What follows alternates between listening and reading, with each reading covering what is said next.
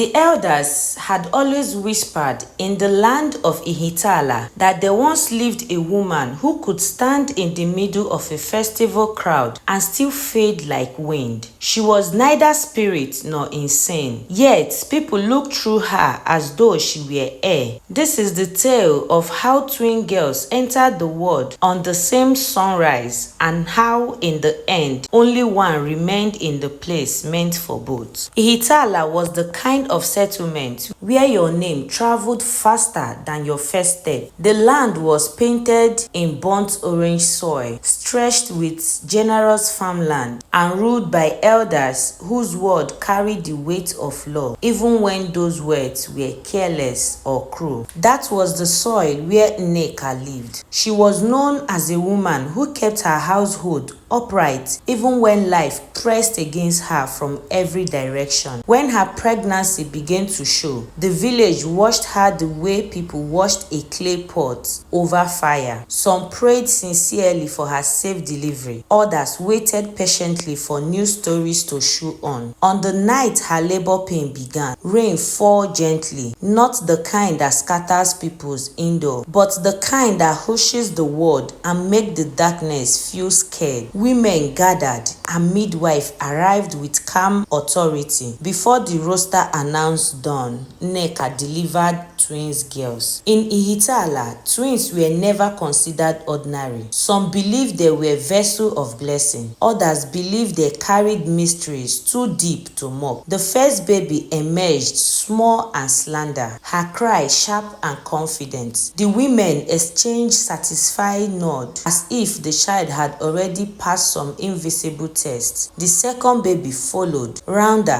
heavier, her cheeks full, her body shaped as though the womb could cuddle her longer. She was healthy, strong, yet she was different in a way the room could not ignore. On the 8th day, elders gathered outside Nneka's compound. Prayers were spoken, names were given, and the slimmer one was called Adaeze, and the fuller one was called Chioma. In the beginning, Nneka tried to raise them as one heartbeat, divided into two forms. She dressed them alike, fed them from the same pot, laid them side by side each night, so their breathing rose and fell together. But Ihitala had its own custom, and one of its ugliest habits was comparison. Comparison repeated so often that it hardened into curse. Visitors could lift Adaeze, admire her face, praise her slimness, then glance at Chioma with expressions that felt like apologies. Women disguised mockery as playfulness.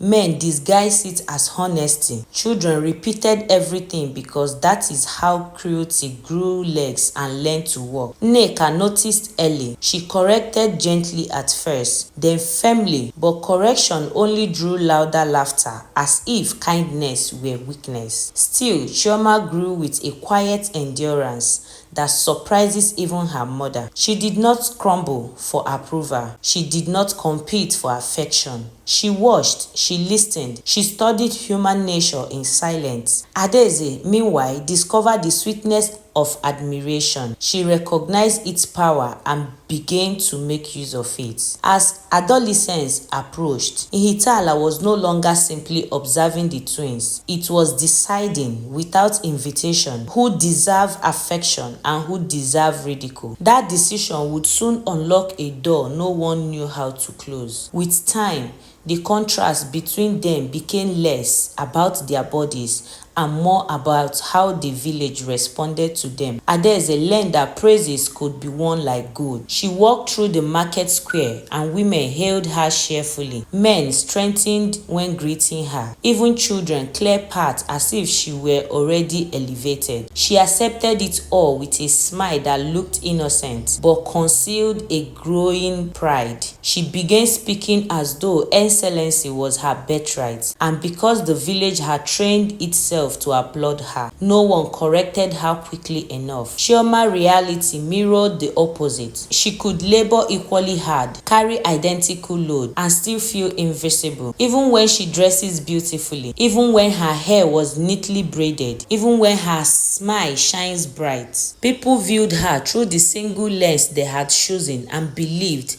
as if she could be grateful merely to exist among them. Some mocked her openly, laughing louder when she refuses to react. Others whispered, and those whispers cut deeper than shots. Eventually, Chioma realized that reaction failed cruelty, so she clothed herself in calmness. She greeted politely, completed her studies, walked away. The village mistook her calm for weakness. It was not weakness, it was survival. Adaeze did not ease matters. What began as a harmless sibling teasing matured into sharpened humiliation. If Chioma wear new clothes, Adaeze would remark that it looks stained. If Chioma laughed with other girls, Adaeze could loudly question what gave her such joy. If young men lingered nearby, Adaeze would position herself in front, ensuring Chioma stood behind. Her sharpest weapon was stone. Everything was delivered playfully, so any objection surrounded harmless. One afternoon, during a communal gathering, young men discussed marriage carelessly. Someone declared Adaeze destined for wealth. Laughter and agreement followed quickly. Then one foolish boy, eager to entertain, turned towards Chioma and joked that no man could carry such a burden. The laughter that followed was heavy and shameless. Even a few women joined. Chioma stood still, fingers intertwined, letting the insult pass over her like dirty water. She did not weep, she did not shout.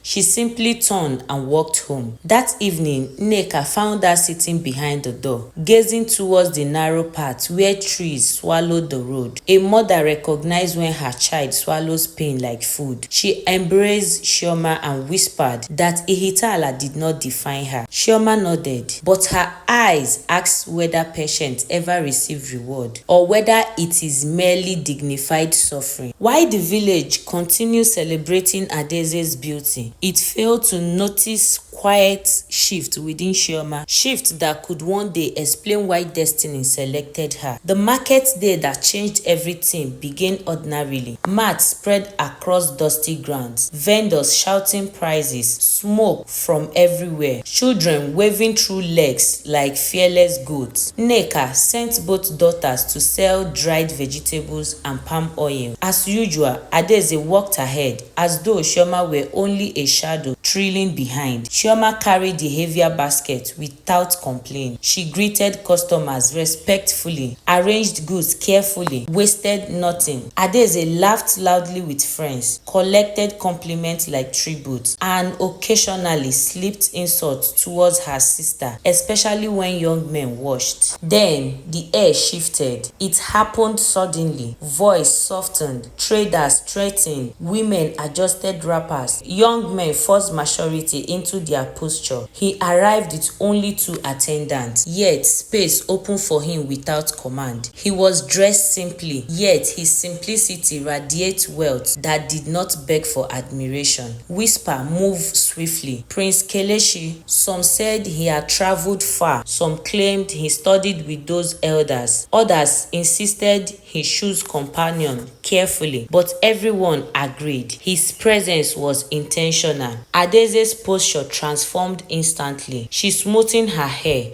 softened her smile, dodged Chioma backward as though proximity might diminish her own chance. Chioma obeyed. Prince Kelechi's gaze moved calmly across the market. It did not linger where others expected. It passed Adaeze as though she is not existing. Then it settled at Chioma, not with pity, not with surprise, but with recognition, like a man who had finally located something misplaced. Chioma lowered her eyes respectfully, assuming he could continue walking. He didn't. He stepped closer. The market quiet. In a voice gentle yet commanding, he greeted her and asked her name. The question alone unsettles the order of Ihitala. Beauty was supposed to receive first greeting. Chioma answered softly. He nodded as if confirming something long expected. People watched with correction, for laughter, for restoration,